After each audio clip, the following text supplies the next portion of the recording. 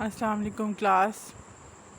आज हम अपना नेक्स्ट लेक्चर करेंगे जो कि हमारे पास है regarding the classical theory of specific heat. ठीक है, जो कि जिसको मैंने कहा था हमने डिफरेंट तरीक़ों से करना है। जैसे कि हमें करना है आइंस्टाइन थ्योरी भी करनी है for finding the specific heat of solids, और फिर उसके बाद डिबाई थ्योरी भी करनी है। तो उसमें आज हम करेंगे सबसे पहले classical theory.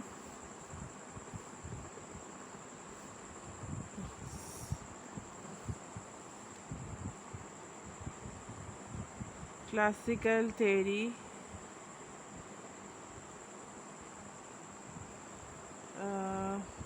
For specific heat.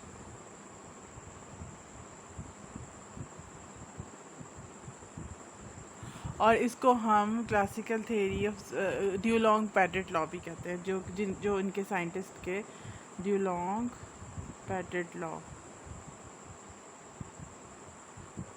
और ये 1819 में सबसे पहले इसके बारे में वर्किंग हुई थी या रिसर्च हुई थी। अब स्पेसिफिक हीट का मतलब क्या है ये मैं आपको डिटेल में पिछले लेक्चर में बता चुकी हूँ। और अब ये इसको फर्दर देखने के लिए ये क्यों थ्योरी आई, क्या वजह थी, उसमें ये था कि हम उन्होंने देखना चाह रहे थे कि स्पेसिफिक हीट का और टेम्परेचर का आपस में रिलेशन क्या है। क्या हर टेम्परेचर पे कोई सा भी मैं मटेरियल ले लूँ, कोई सा भी टेम्परेचर ले लूँ, तो क्या स्पेसिफिक हीट उसकी सेम रहेगी, कांस्टेंट रहेगी या चेंज होगी। तो अब आपको सुनने में क्या लगता है, खुद सोचें आप, तो आपको क्या लगता है कि चेंज सेम रहनी चाहिए? Obviously no. अगर मटेरियल आपका डिफरेंट है, उसकी बॉन्डिंग डिफरेंट है, उसकी स्ट्रेंथ डिफरेंट है, तो ऑब्वियसली आपको उसकी टेम्परेचर राइज़ करने के लिए डिफरेंट उसकी स्पेसिफिक हीट रिक्वायर होगी ना, उसका टेम्परेचर राइज़ करने के लिए। तो हम ये तो नहीं कह सकेंगे कि हमारे पास सेम टेम्परेचर के ऊपर या डिफरेंट टेम्परेचर के ऊपर जो स्पेसिफिक हीट है किसी भी मटेरियल की वो सेम रहेगी, ऐसा नहीं है। लेकिन जो क्लासिकल थ्योरी है स्पेसिफिक हीट की, हमेशा जो पहली थ्योरी होती है वो बेस होती है, जिसके ऊपर थोड़ी सी चेंजेस करके, एजम्पशंस को थोड़ा क्लियर करके, थोड़ा डिफरेंट एज्यूम करके, पूरी गलतियाँ उसकी निकाल ख़त्म करके हम एक और नई थ्योरी को सामने लेकर आते हैं। और इसीलिए क्लासिकल थ्योरी हमारी फ़ेल हो गई थी, क्योंकि उसने यही बात की थी कि हम अगर बिहेवियर देखें टेम्परेचर का और स्पेसिफिक हीट का, तो वो मेरे पास इस तरीके से आएगा। यानी कि हर टेम्परेचर बेशक चेंज होता रहे, मटेरियल बेशक चेंज होता रहे, जो स्पेसिफिक हीट की वैल्यू है वो कांस्टेंट है, जो कि देखने में बात गलत है। लेकिन हम इसको करेंगे, क्यों करेंगे? क्योंकि हम ये हमारे लिए बेस है फर्दर डेरिवेशन के लिए। ठीक है, तो इसको प्रूव करने के लिए जो एजम्पशंस ली थी सबसे पहले ड्यूलॉन्ग और पैटेट ने, उसमें से जो पहली एजम्पशन थी वो क्या थी? There was some assumptions. अब एजम्पशन क्या थी कि मेरे पास फॉर एग्ज़ाम्पल एक अगर एटम है तो उसके पास डिग्री ऑफ फ्रीडम क्या है मूव करने की? उसके पास 3 डिग्री ऑफ फ्रीडम है। ऐसे ही है, वो X axis, Y axis, Z axis 3 degree of freedom में मूव कर सकता है। ये चीज़ आप लोगों ने डिग्री ऑफ फ्रीडम वगैरह आप लोगों ने हीट एंड थर्मोडायनेमिक्स में बहुत अच्छे तरीके से पढ़ा होगा। Basically degree of freedom is just like वो एटम और कितनी डायरेक्शन मूव कर सकता है। तो मोस्टली जो हम 3 डायमेंशन की बात कर रहे होते हैं एक्स वाई जी में, तो पहली एजम्पशन ये थी कि अगर एक atom 3 degree of freedom move कर सकता है तो उसका क्या मतलब है? 3 एटम्स 1 डिग्री ऑफ फ्रीडम में भी मूव कर सकते हैं। डिग्री ऑफ फ्रीडम, अब इस बात की समझ थोड़ी सी मुश्किल से आती है, इतनी मुश्किल है नहीं। मतलब ये कि अगर एक एटम 3 डिग्री ऑफ फ्रीडम में, एक एटम है एक्स में भी जा रहा है, ठीक है, और एक एटम है जो वाई में भी जा रहा है, और एक एटम है जो कि जी में भी जा रहा है, यानी एक atom at a time x y g कर रहा है। तो इसको एज्यूम करने की बजाय मैं अगर कह दूं कि एक एटम है जो सिर्फ एक्स में जाएगा, एक एटम है जो सिर्फ वाई में जाएगा, और एक एटम है जो सिर्फ जी में जाएगा, तो इसका क्या मतलब है? मैंने एक एटम 3 एटम्स की बात करी, 1 डिग्री ऑफ फ्रीडम की, यानी एक एटम जो एक्स में है, एक एटम जो वाई में, एक एटम जो जी में है। टोटल कितने एटम्स हो गए? 3 एटम, लेकिन एट अ टाइम वो 1 डिग्री ऑफ फ्रीडम में मूव कर सकते हैं। तो पहली एजम्पशन तो हमने ये वाली लेनी है। तो जब एटम्स आर अब नंबर ऑफ़ एटम्स कितने हैं, वो अगर मेरे पास n एटम्स हैं, ठीक है, मुझे नहीं पता कितने हैं, मैंने 3 तो आपको वैसे ही बोल दिया ना। अगर n नंबर ऑफ़ एटम्स हैं तो मैं उसको फिर क्या करूँगी, 3 डायमेंशन में मूव कर रहे हैं तो मैं उसको कह दूँगी 3n, ठीक है। तो 3n जो होंगे ये मेरे पास नंबर ऑफ़ एटम्स होंगे। अब अगर मैं बात करती हूँ सेकंड अजम्पशन की, जो सेकंड अजम्पशन क्या होती है, वो मेरे पास होती है नेचुरल फ्रीक्वेंसी की। जाहिर सी बात है, आपके पास कोई सा भी सॉलिड है और जो सॉलिड्स हैं वो उसके अंदर जब आप हीट देते हो, उसको हीट इंक्रीज़ करते हो, टेम्परेचर राइज़ करते हो किसी भी सॉलिड का, तो उसके अंदर वाइब्रेशंस होती हैं। जब वाइब्रेशंस होती हैं वो to and fro vibrations oscillations होती हैं, ठीक है। जो वाइब्रेशंस होती हैं वो किसी सर्टेन फ्रीक्वेंसी के साथ होती हैं। तो जो हमने सेकंड एजम्पशन ली, हमने कहा कि वो जो नेचुरल फ्रीक्वेंसी है जिसके साथ मेरे पास एक इस तरीके से कोई मैस अटैच्ड है किसी स्प्रिंग के साथ और मैं उसको ऑसिलेट करवाती हूँ, ठीक है। अगर मैंने एक दफ़ा उसको पुल किया और छोड़ दिया तो वो ऑसिलेट कर अपनी नेचुरल फ्रीक्वेंसी के साथ ऑसिलेट करना शुरू हो जाएगा। तो हम कहेंगे कि वो जो नेचुरल फ्रीक्वेंसी है वो सारों की सेम है और वो है कितनी k/m। ये नेचुरल फ्रीक्वेंसी सिर्फ चेंज उस सूरत में हो सकती है कि बार बार मैं उसको पुश और पुल करूँ तो वो फ्रीक्वेंसी कभी उसकी नेचुरल नहीं रहेगी, बल्कि वो बार बार वेरी करती जाएगी, ठीक है। So if there is a system जिसमें हमारे पास atom having different energies and amplitudes एंड जब उसकी एनर्जी डिफरेंट होगी, उसकी एम्पलीट्यूड डिफरेंट होगा, तो डेफिनेटली उसकी जो नेचुरल फ्रीक्वेंसी है वो भी डिफरेंट होगी। लेकिन but if k and m, यानी ये जो हमारे पास k और m है ये सेम रहेगा, तो ओमेगा नॉट जो होगा ये भी हमारे पास सेम ही रहेगा। लेकिन भले ये सेम रहे, एनर्जीज़ जो होंगी वो डिफरेंट होना शुरू हो जाएंगी। और हमें पता है जो एनर्जी होती है वो किसके इक्वल होती है, total energy of the system is equals to potential energy, sum of potential energy and sum of kinetic energy.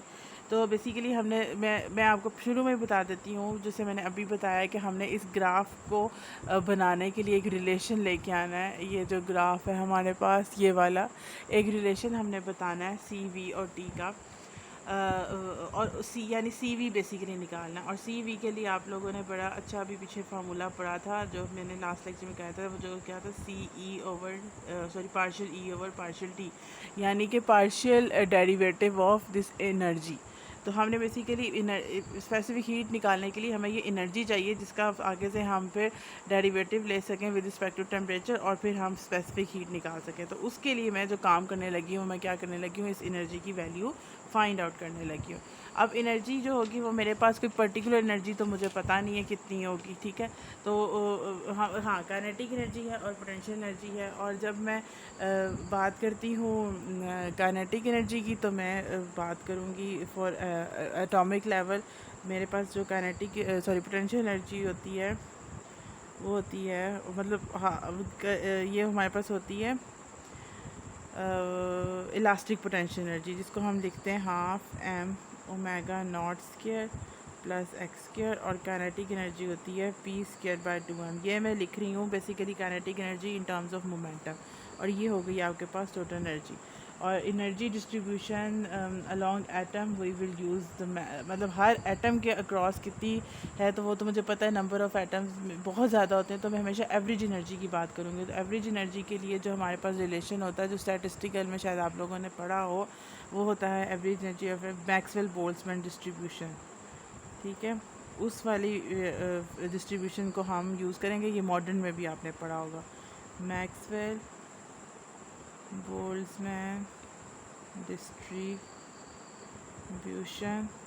और उसको मैं अगर फार्मूले को लिखूं तो वो होगा E इज़ इक्वल्स टू, ये एवरेज एनर्जी को रिप्रेजेंट कर रहा है, इंटेग्रल एनर्जी E, यानी एनर्जी साथ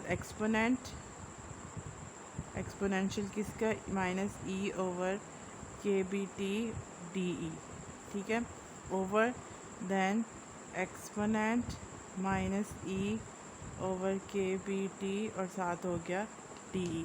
ये हमारे पास क्या हो गई, एवरेज एनर्जी आ गई। लेकिन मैं अगर एवरेज तो टोटल एनर्जी की बात करूं तो टोटल एनर्जी किसके इक्वल होगी, 3NE के, ठीक हो गया।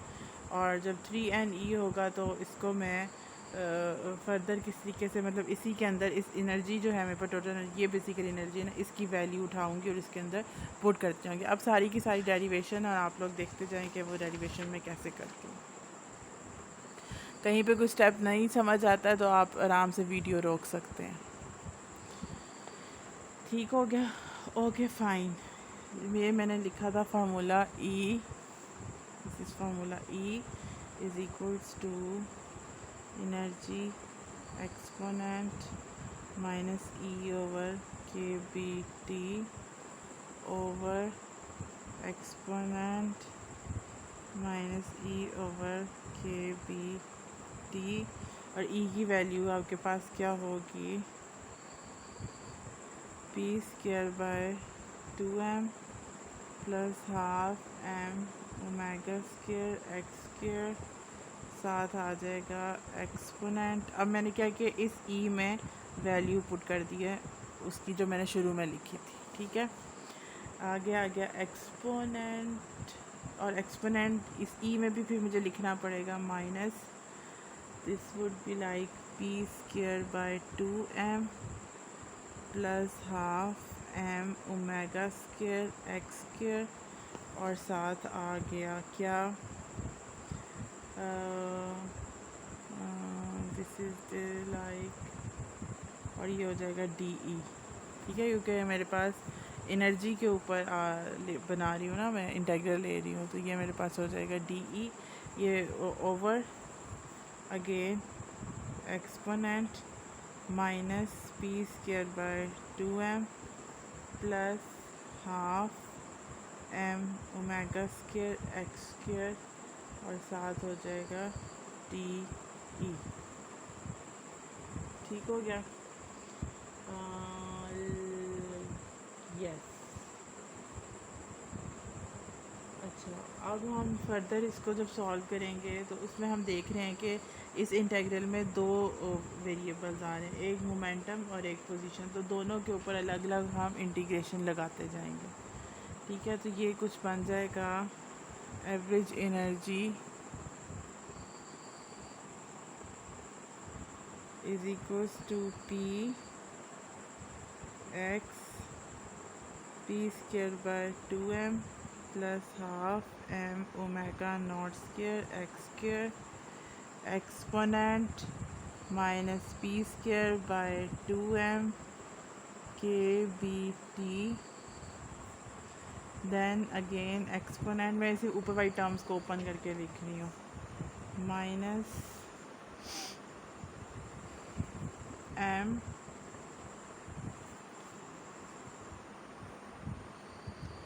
Minus m omega not square x square over 2 k B T.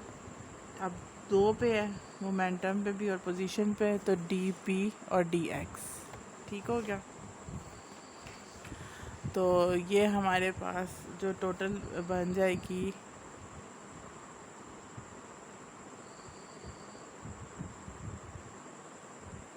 इस तरह से इक्वेशन बन जाएगी। ठीक है, आई होप आपको सारी नज़र आ जाए कंप्लीट ये वाली इक्वेशन होगी। अब ये मैंने किस तरीके से लिखी है, बेसिकली देखें आप, ये मेरे पास एनर्जी की वैल्यू मैंने पुट की है एक एनर्जी में और एक एक्सपोनेंट में, फिर एक्सपोनेंट को मैंने स्प्लिट कर दिया है इस तरह से। ये देखें, ये वाला एक्सपोनेंट को पहले इसमें, अब ये प्लस हो रहे हैं तो मैंने जब स्प्लिट किया तो मल्टीप्लाई कर दिया, जैसे ये इंटू दिस, और sir D p d x कर दिया। ठीक हो गया? और इसी को डिनोमिनेटर में भी ऐसे ही मैं करूँगी, ये मेरे पास कुछ बन जाएगा इस तरह से। अगेन इधर भी प्लस है तो इधर भी मेरे पास ये मल्टीप्लाई हो जाएंगे और दो इंटीग्रल आ जाएंगे, एक पी के साथ और एक एक्स के साथ, और ये मेरे पास बन जाएगा again exponent minus p square by 2m k B T, okay, then exponent minus m omega not square x square over 2 k B T d p d x. ठीक है, अब मैं इसको मतलब इस तरह से मैंने किया है, a plus b c by d is equals to a c plus b c over d करके फिर a c by d plus b c by d. ये सारा जो स्टेप है ना मैथ्स का, ये मैं कर रही हूँ, ठीक है। अब मैंने स्प्लिट मल्टीप्लाई कर दी हैं। अब मैं इनको स्प्लिटिंग करूँगी, और स्प्लिटिंग करूँगी तो जो मेरे पास इन फाइनल वैल्यू बनेगी वो किस तरह से बनेगी, वो बनेगी कुछ energy is equals to p x p square by 2m, ठीक हो गया। साथ एक्सपोनेंट, अब मैं मल्टीप्लाई कर रही हूँ, ठीक है, inside exponent minus p square by 2m k B T. अब देखें इस वाली टर्म के साथ, आई होप नज़र आ रहा हो, ये वाली जो टर्म है इसके साथ मैं इस एक्सपोनेंट को भी मल्टीप्लाई करूँगी और इसको भी मल्टीप्लाई कर रही हूँ, ठीक हो गया। तो अलग अलग ये आप लोग एक दफ़ा स्टेप देख लो, आप खुद आराम से कर सकते हो, सिंपल मैथमेटिक्स है, मल्टीप्लिकेशन सारी। तो P square by 2m exponent, ये चीज़ हो गई। देन एक्सपोनेंट अगले वाला भी मल्टीप्लाई होगा, minus m omega not square x over 2 k B T, साथ आ गया डी पी डी एक्स, ठीक है। ये मैंने कर लिया इन दोनों को मल्टीप्लाई इसके साथ। अब मैं करूँगी प्लस इन दोनों को मल्टीप्लाई इसके साथ, ठीक हो गया। तो साथ अब आ जाएगा जी प्लस अगेन इसी तरह से पी एक्स और exponent minus p square by 2m k B T exponent minus m omega not square x square over 2 k B T, साथ आ गया डी पी डी एक्स, ठीक है। अभी ये न्यूमिनेटर मैंने लिखा है, न्यूमिनेटर को मल्टीप्लाई किया। देन मैं मल्टीप्लाई करूँगी डिनोमिनेटर को, ठीक है। वैसे डिनोमिनेटर तो हमारे पास ऑलरेडी स्प्लिट फॉर्म में है, इसको हमें करने की ज़रूरत नहीं है। ये है, दिस इज़ द डिनोमिनेटर, ये वाला, ये डिनोमिनेटर, ठीक है। तो ये divided by as it is इसके नीचे आ जाएगा, मैंने इक्वल टू का साइन डाल दिया, ठीक है। तो देन हमने क्या करना है,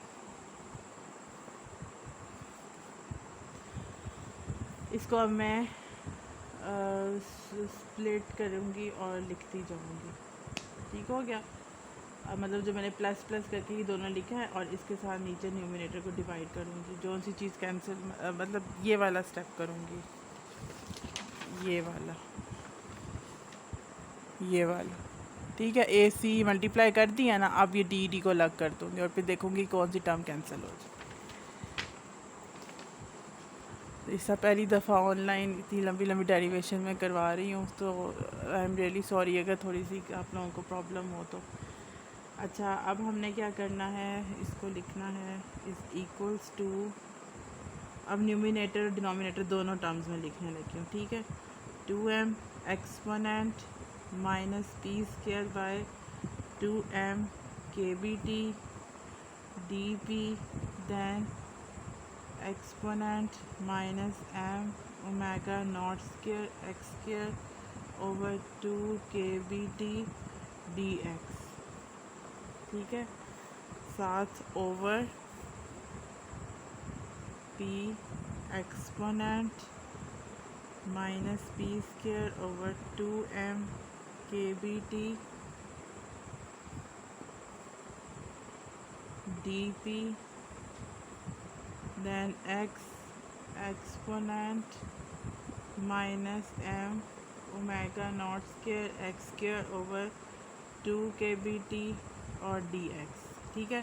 प्लस अब मैंने न्यूमिनेटर डिनोमिनेटर दोनों लिख दी हैं, अब मैं साथ प्लस करके अगली टर्म लिखने लगी हूँ, जो कि क्या बन जाएगी, p exponent minus p square over 2m k B T d p x half m omega not square x square exponent minus m omega not square x square over 2 kBt and dx।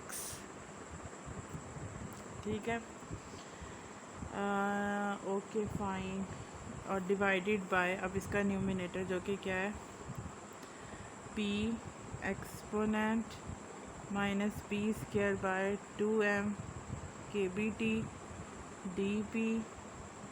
Okay okay okay, then x exponent minus m omega not square x square over 2 kBt dx। ठीक हो गया। अब zone सा cancel हो रहा है वो आप करते जाएं। जो पहले वाली टर्म है लाइक ये वाली, इसमें हमारे पास ये और ये कैंसिल हो जाएगा। ठीक है, यहाँ पे कैंसिल नहीं हो सकता क्योंकि इधर पी स्क्वायर बाय 2m वाली टर्म भी आ रही है, ये वाली। ठीक है, तो ये कैंसिल हो गया। और जो प्लस के बाद वाली टर्म है, इसमें हमारे पास कौन सा और कौन सा कैंसिल हो रहा है, this term and this term. ठीक है, और इसमें क्यों नहीं हो रहा है, क्योंकि इस वाली में ये वाली टर्म है और इसमें नहीं है। तो अब मेरी जो टर्म्स हैं थोड़ी सी सिंप्लीफाई हो जाएंगी आफ्टर कैंसिलेशन, और वो सिंप्लीफाई हो के कैसी लगेंगी वो मैं लिखती हूँ।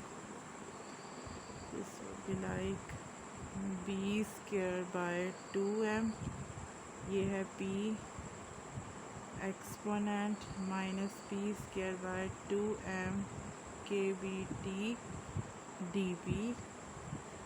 ओके, ओवर मतलब ये वाली टर्म ओवर दिस टर्म, ये वाली टर्म ओवर दिस टर्म।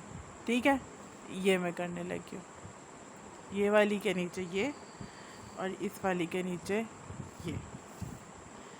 तो ये हो गई, और साथ आ गया divided by p exponent minus p square over 2m kBt dp plus आगे आ गया मेरे पास half m omega not square x square exponent minus m omega not square x square over 2 kBt dx over